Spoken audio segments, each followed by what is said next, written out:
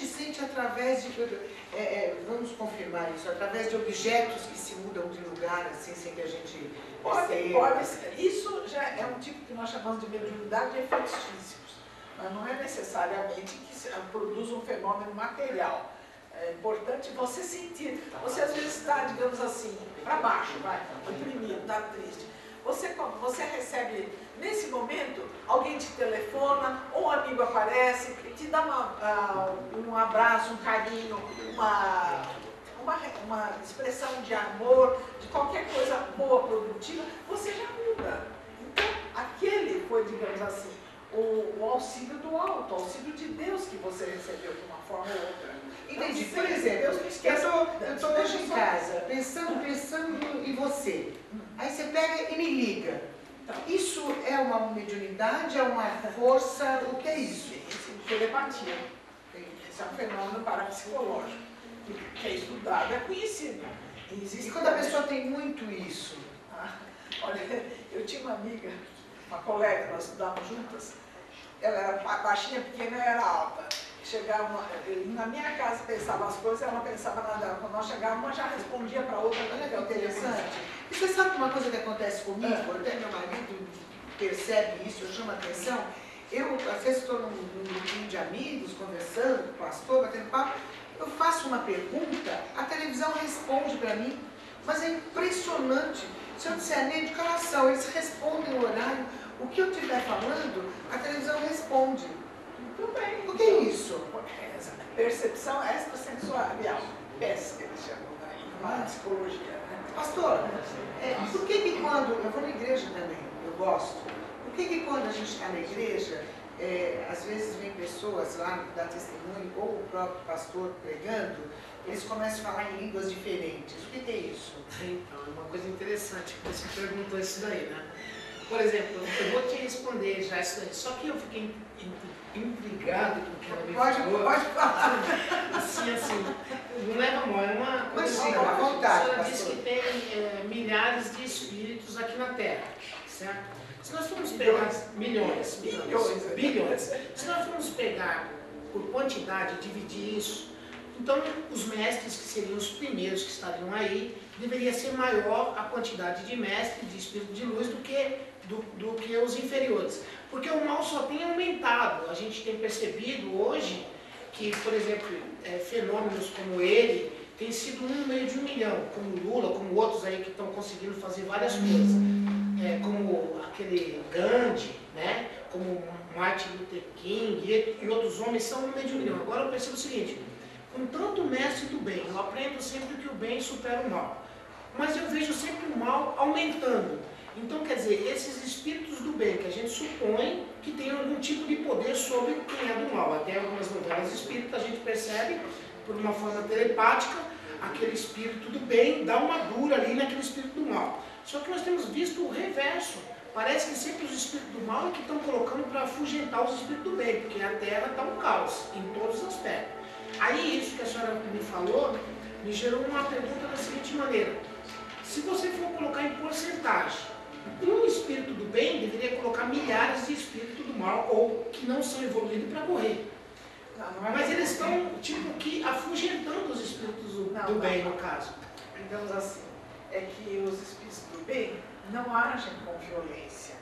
Eles agem com tolerância, paciência, compreensão e devagarzinho vão fazendo com que a pessoa comece a ter ideias construtivas.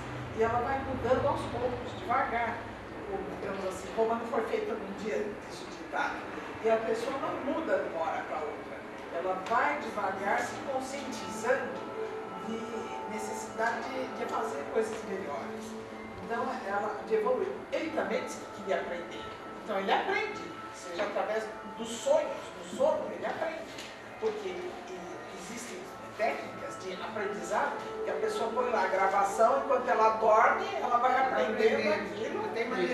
Ou alguém lê para ela enquanto ela está dormindo e ela aprende. Olha, pastor, se dá da próxima música. Eu queria responder isso aí que você me perguntou das línguas, que é bem legal. Muita gente Tudo isso que está acontecendo, que o senhor falou agora, que o senhor citou, não é bíblico. Toda essa confusão, essa grande reciclagem que está acontecendo no universo, não é bíblico. Então, é aí que está a questão. Por exemplo, Jesus é amor, mas é justiça. Amor sem justiça, ele não pode ser amor, porque quem ama tem que ter justiça. E para você ter justiça, às vezes você tem que ser um pouco severo, porque a própria Bíblia diz, você conhece, que Deus é amor, mas ele é fogo consumidor. Então, ao mesmo tempo que ele é amor, se ofender a lei moral dele, ele se torna alguém exatamente, vamos dizer, severo. Você encontra isso na Bíblia inteira. Todas as religiões que são pautadas pela Bíblia, você encontra Deus, por exemplo, quase que chorando dentro de uma alfania, e ao mesmo tempo Deus é irado quando ele entrega os judeus. A senhora foi casada com um judeu, né? Quando entrega o judeu para a escravidão da Babilônia, que sofreram terrivelmente, para Nabucodonosor, e o próprio Deus diz, eu vou entregar o meu povo. Por quê? Porque toda vez Deus dizia, o caminho é esse, o povo ia por esse. E aí você vê Deus como que chorando e dizendo, poxa, eu amo esse povo, mas eu tenho que corrigir esse povo. Pastor, Deus está sendo tratado como se fosse uma pessoa física. Deus é mais do que isso. Nós não conhecemos Deus, nós não podemos entender, porque Ele não é um espírito com personalidade, com aparência física. Deus é muito mais. Quem se manifestava para Deus era Jeová. Jeová era um espírito, Deus dos exércitos. Ele mandava saquear, estuprar e cometer diversas violências. Quando eu li a Bíblia pela primeira vez, eu me tornei agnóstica. Porque eu disse, se Deus manda matar, manda saquear, manda roubar, manda fazer tudo isso, eu não faria isso, em hipótese alguma, eu sou melhor do que Deus, então Deus não existe para mim. Depois, com o tempo, eu vim aprender que a Bíblia levou 1000 anos para ser escrita, desde a época de Moisés, né, que quando começaram, até a época de Jesus, vamos dizer. Né? O Novo Testamento foi começado a ser escrito, eram recordações, que Jesus não escreveu nada, de pessoas que tiveram contato com ele, ou os discípulos daqueles, que a partir de 60 anos da morte de Jesus, até 100 anos depois, é que foram escritos os livros considerados evangélicos canônicos, que eram mensagens que as pessoas guardavam de memória aquilo que Jesus fez, falou, e foram anotando. E havia muita discrepância, porque quando São Jerônimo teve que corrigir a Bíblia do Novo Testamento, ele escreveu no Papa, que estava muito difícil, que aquilo que era considerado verdade, coisa antiga, para ele estava difícil admitir ser a verdade verdadeira, porque havia muita dificuldade, diferença de interpretação. Então, gente, vamos falar um pouquinho mais da música. É assim, Maurício Manieri, meu amigo, meu irmão, um beijo pra você. Ó, ele fez uma música com você não sabia, né, Maurício? Ele fez uma música com você esteve nos sonhos dele. Vamos ver para ver como é que vai rolar essa música? Para você, Maurício Manieri. Conta os sonhos mesmo.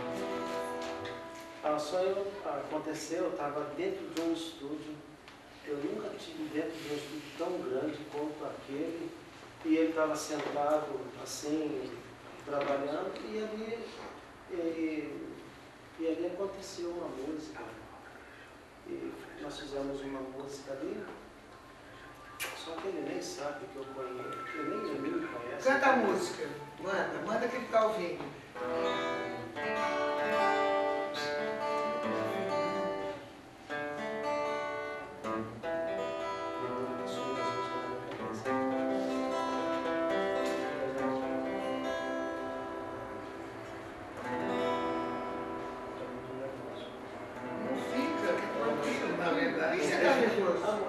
A coisa que eu toco direto, gravei e a letra some sumiu assim da sua esposa não sabe?